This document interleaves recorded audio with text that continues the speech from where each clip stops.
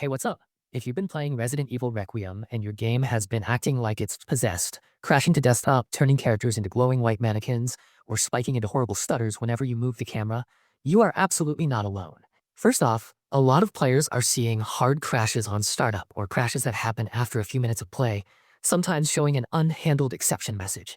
That's a very common report on community threads, and it's the kind of thing that has people trying everything from verifying files to nuking config files to changing driver versions. Capcom's official threads and storefront discussion pages point people toward the usual basics: system requirements, exclusions for antivirus, verifying game files, but the community reports go deeper and more specific.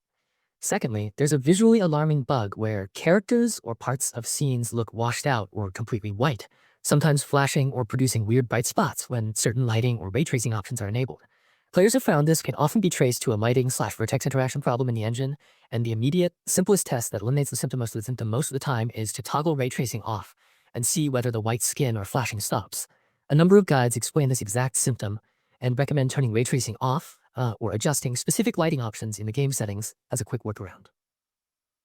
Third, performance weirdness, like smooth gameplay that suddenly turns into severe stutter whenever you swing the camera, keeps cropping up in reports, and several players have pointed to mesh and lighting quality settings as being surprisingly influential.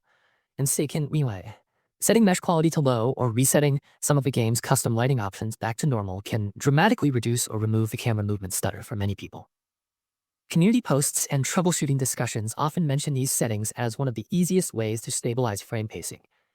If you're on a Steam Deck or running on Linux with Proton, there's an extra layer of trickiness.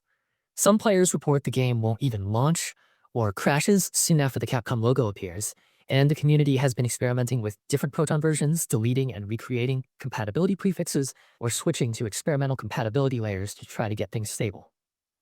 There are also reports that a couple of specific launch flags or compatibility tweaks can cause other problems with ray tracing.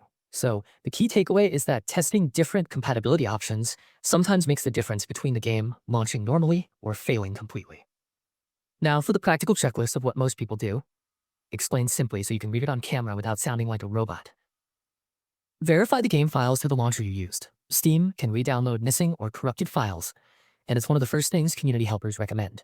Add the game folder to your antivirus or security exclusions so real-time scanning isn't interfering with file access. Try running the game as administrator.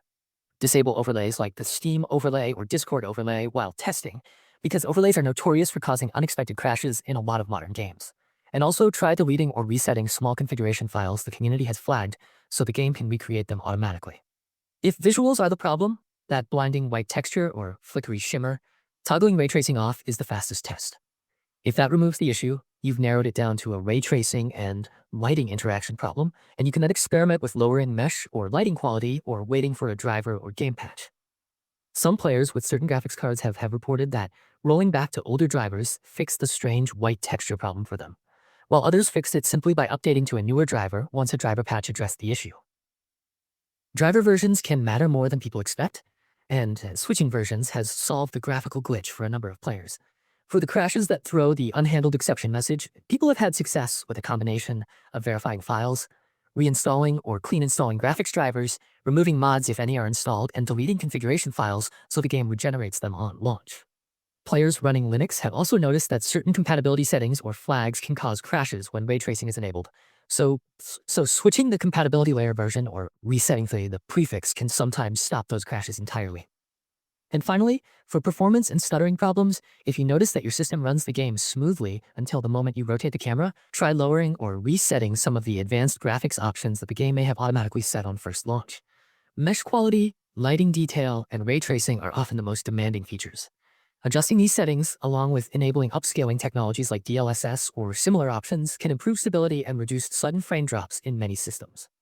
So overall, the situation most players are experiencing comes down to a combination of crashes, bright white texture glitches, and stuttering that appears when moving around the environment.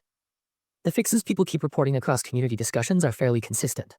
Verify your files, experiment with graphics settings like ray tracing and mesh quality, adjust or reinstall graphics drivers depending on your hardware, disable overlays that might conflict with the game, and reset configuration files so the game can rebuild them properly.